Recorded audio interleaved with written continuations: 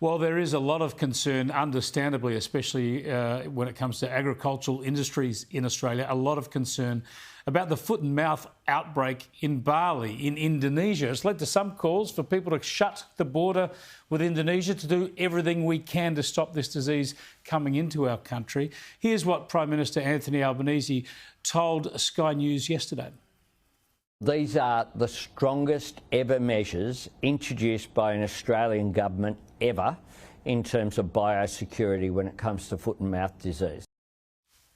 Yeah, well, he's not for closing the border just yet. Let's bring in the Shadow Health Minister, Anne Ruston. Good to talk to you again, Anne. Some calls from your side of politics to close the border. Is that what should happen ASAP?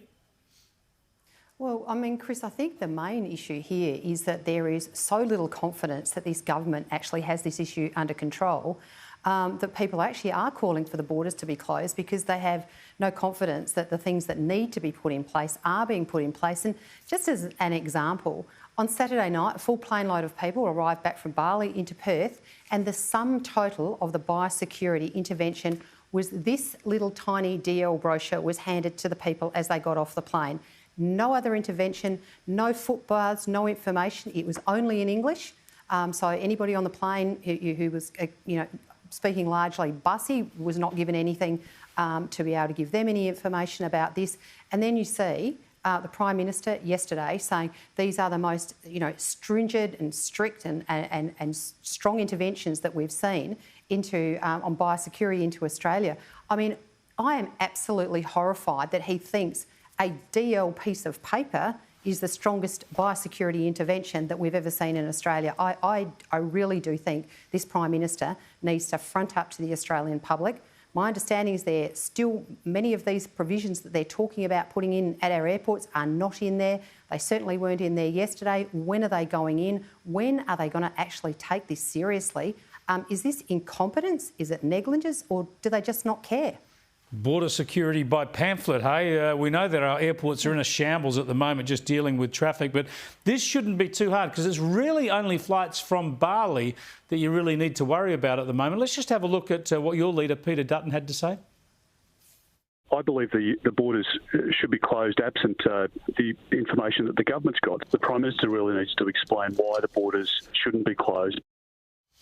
Now, Anne Ruston, other people in the government have made it very clear that the reason that Anthony Albanese and his team don't want to close that border, don't want to take this step, is because it will badly damage our relations with Indonesia. Is that a good enough reason?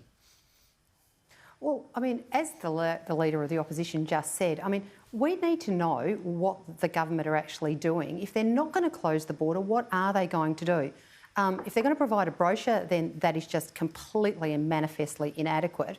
But, are they actually going to put in real biosecurity measures so that they can protect Australia? In the absence of doing that or explaining how else they're going to protect Australia, what other option have we got as an opposition? What other option have the Australian cattle industry got? But to demand that the borders are shut until we can be demonstrated that there are adequate precautions in place, that our industries are being protected, and they can have confidence that we can continue to have this ongoing tourism trade backwards and forwards. But right now, I have got absolutely no confidence that this government has this issue in hand, and clearly nor do many other people in Australia. Well, it is an absolutely crucial issue. They need to get it right. So presumably it's one of the issues that will be taken up in question time when Parliament sits tomorrow.